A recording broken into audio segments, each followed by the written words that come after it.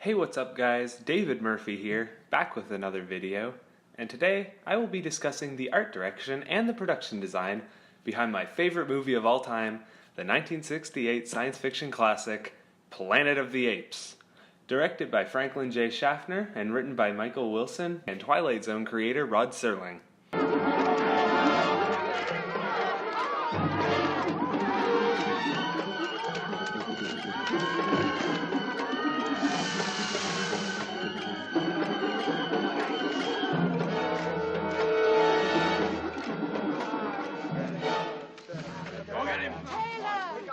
Why did you run away?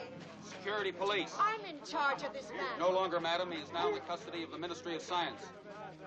Take your stinking paws off me, you damn dirty ape!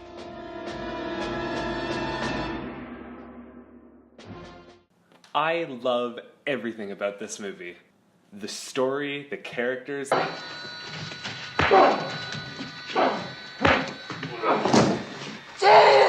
the dialogue, Emasculation to begin with.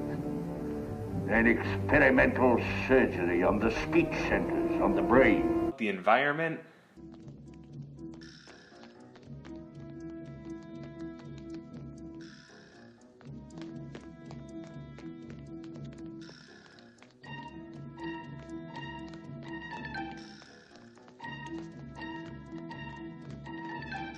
And I thought it would be perfect to do for my art direction and production design assignment. Dr. Zayas, Dr. Zayas. Dr. Zayas, Dr. Zayas. Dr. Zayas, Dr. Zayas. Oh, Dr. Zayas.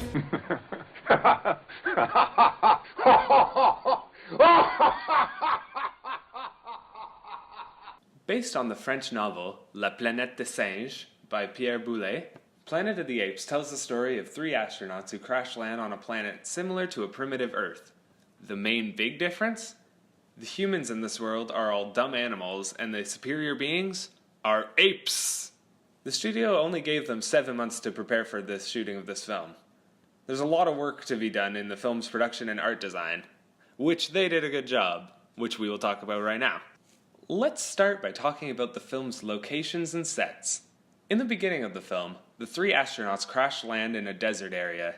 The opening sequence was filmed in northern Arizona. The idea of this was to give off that they had landed on a planet where it was highly ambiguous at first whether or not there was any life on the planet. Using the art of filmmaking, they were also able to allow people to believe that the beach scenes took place in the same location, when in actuality, the beach scenes were actually just filmed in California. The Ape City set, however, was built in Malibu Creek State Park. Now, the novel the film is based on depicted the Ape City as a high-tech and futuristic society, with flying machines and fancy vehicles. But the production team felt that it would have been far too expensive to make, so they decided to make the apes more primitive with their technology, with their most advanced technology being like guns and a simple horse and carriage. Art director William Kreber decided to base the city's design off of a troglodyte city in Turkey that is carved on the side of a mountain. See, that city, it's all designed to be very stone and round and weird shaped. You know, almost like a caveman city, like the Flintstones, for example. When William Kreber saw this, he knew he wanted the Ape City to look very similar to the city in Turkey, as well as having the vibe of like a Greek or Roman Empire.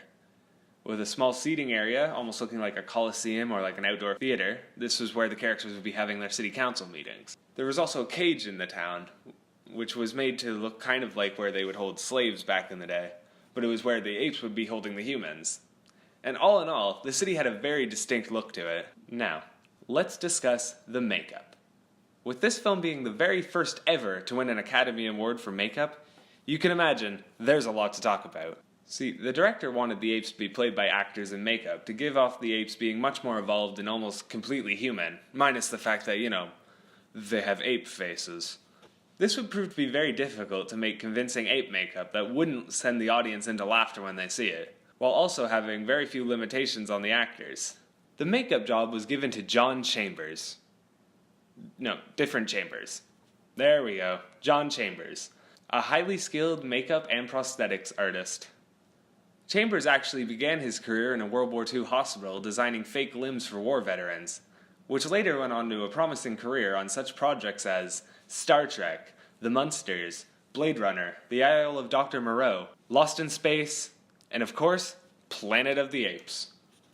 His experience and skill was all he needed to take on the task of making 200 people into apes for under $1 million and in a very short amount of time. They used a lot of liquid latex for the faces, but they made sure that it would be comfortable to wear for long shoot days, and as we all know, shoot days can get long because film students. They also made sure that they could still make facial twitches and movements to allow the audience to see them as real faces. This was a request on one of the main ape actors, Roddy McDowall. They decided in pre-production that they would have 3 different species of apes in the film, and they would each have a distinct look and character trait to them. The most common of the apes in the film were the chimpanzees. Well, and what do we want this morning? The chimpanzees were all the civilians and scientists of the city, who show more of a sympathetic feeling towards the humans, which is why they're all given more human look to them, as well as having them wear standard green costumes. The next most common species in the film are the gorillas. You know what they say, human see, human do. The gorilla characters were the security, police, and military figures. They're made to look very big and intimidating in their faces by having a constant angry look. But they're also not very smart, which is also shown in their faces. They're also given a military and police-style uniform, complete with guns, whips, and clubs. Lastly, the orangutans.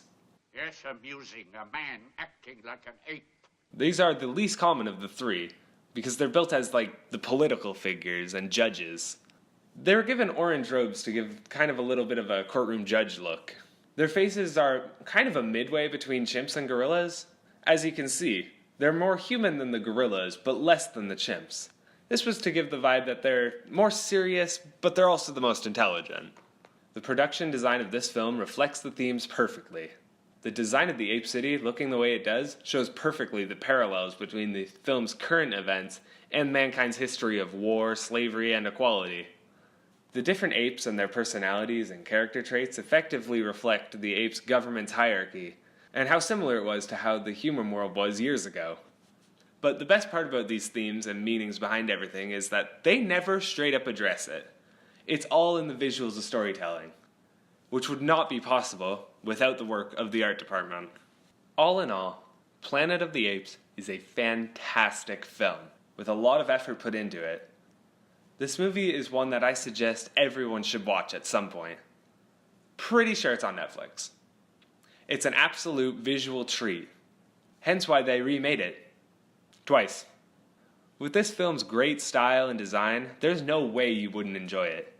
And now, I leave you with a special goodbye from the film star, Charlton Heston. Take it away, Charlton. Doctor, I'd like to kiss you goodbye.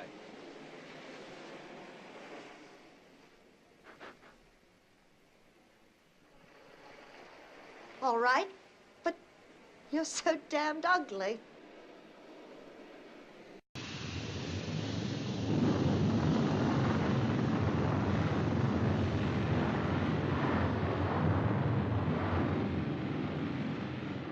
In one of the countless billions of galaxies in the universe lies a medium-sized star, and one of its satellites, a green and insignificant planet, is now dead. You finally made a monkey. Yes, we finally made a monkey. Yes, you finally